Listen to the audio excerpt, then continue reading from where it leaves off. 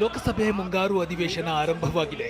ಅಧಿವೇಶನದ ಮೊದಲ ದಿನವೇ ಅಯೋಧ್ಯೆ ರಾಮ ಮಂದಿರ ದೇಣಿಗೆ ಕಳ್ಳತನ, ನೀಟ್ ಪ್ರಶ್ನೆ ಪತ್ರಿಕೆ ಸೋರಿಕೆಯಂತಹ ವಿಚಾರಗಳ ಬಗ್ಗೆ ಚರ್ಚೆ ಮಾಡೋದಕ್ಕೆ ವಿಪಕ್ಷಗಳು ಮುಗಿಬಿದ್ದಿವೆ.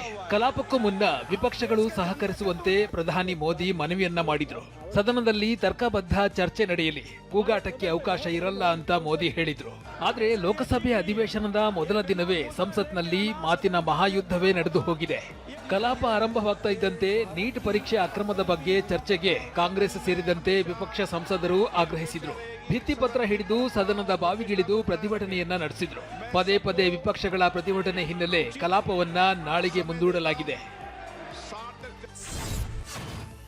ಅಯೋಧ್ಯೆ ರಾಮ ಮಂದಿರ ಹುಂಡಿ ಹಣ ಕಳವು ಪ್ರಕರಣವನ್ನ ರಾಜಕೀಯಗೊಳಿಸದಂತೆ ಸುಪ್ರೀಂ ಕೋರ್ಟ್ ಸೂಚಿಸಿದೆ.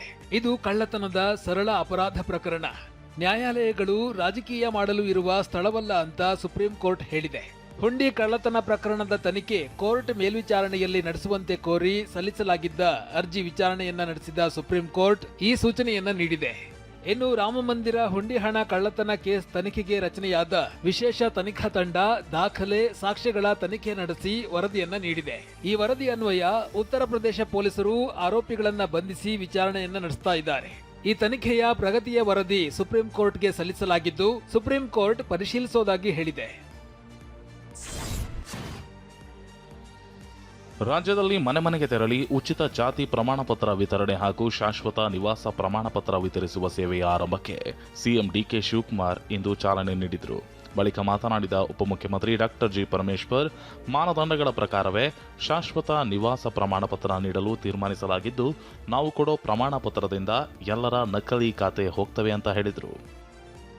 ಈಗ ಈ ಸರ್ಟಿಫಿಕೇಟ್ನ ನಾವು ಕೊಡೋದ್ರ ಮೂಲಕ ಅವರು ಆಟೋಮೆಟಿಕ್ ಆಗಿ ಎಲಿಮಿನೇಟ್ ಆಗ್ತಾರೆ.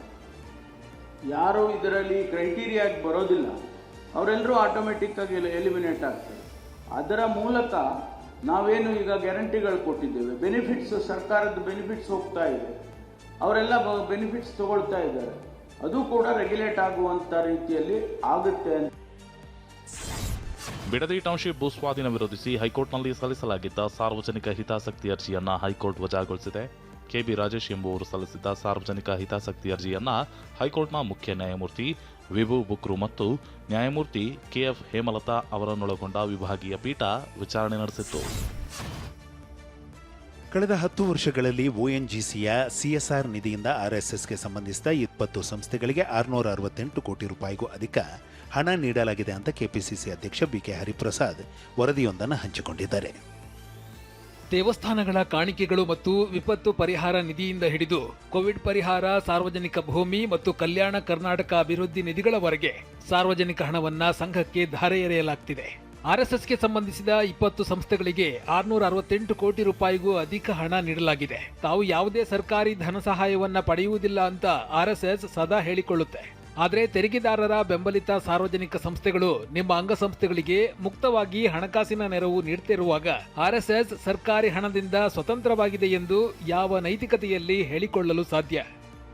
ಹೀಗಂತ ಬಿಕೆ ಹರಿಪ್ರಸಾದ್ ಎಕ್ಸ್ ಖಾತೆಯಲ್ಲಿ ಬರೆದುಕೊಂಡಿದ್ದಾರೆ.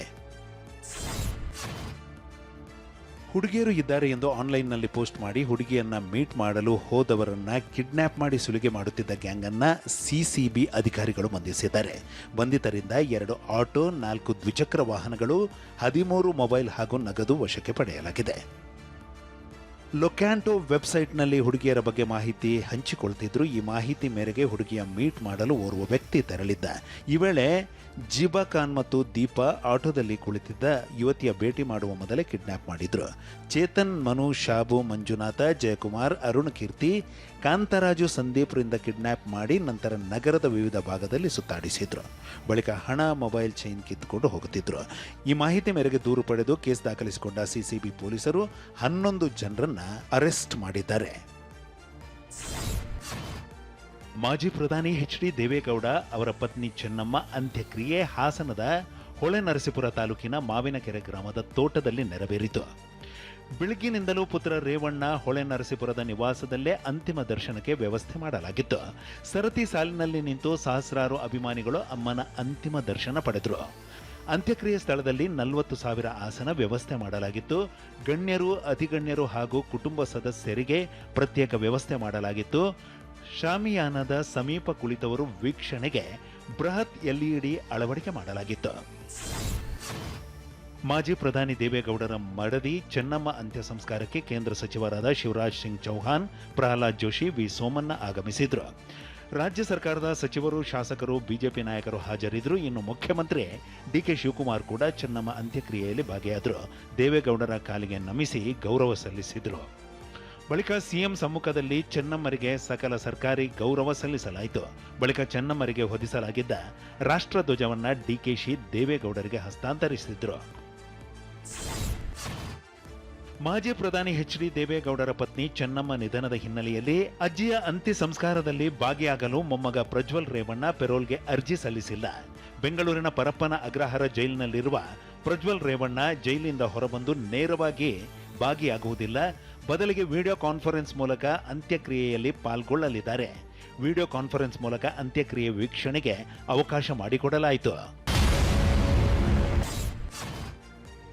ರಮ್ಯಾ, ರುಕ್ಮಿಣಿ ವಸಂತ್, ವಿಜಯಲಕ್ಷ್ಮಿ ಬಳಿಕ ಇದೀಗ ಬಿಗ್ ಬಾಸ್ ಸ್ಪರ್ಧಿ ಐಶ್ವರ್ಯ ಸಿಂಧೂಗಿಗೆ ಕಿಡಿಗೇಡಿಗಳ ಕಾಟ ಶುರುವಾಗಿದೆ. ನಕಲಿ ಖಾತೆ ಮೂಲಕ ಐಶ್ವರ್ಯಗೆ ಅವಹೇಳನಕಾರಿ ಕಮೆಂಟ್, ಬೆದರಿಕೆ ಬಂದಿದ್ದು ಸಂಜಯ್ ನಗರ ಪೊಲೀಸ್ ಠಾಣೆಯಲ್ಲಿ ದೂರು ದಾಖಲಿಸಿದ್ದಾರೆ. ಪರಿಚಯಸ್ಥ ವ್ಯಕ್ತಿ ಮೇಲೆ ಅನುಮಾನ ವ್ಯಕ್ತಪಡಿಸಿದ್ದಾರೆ.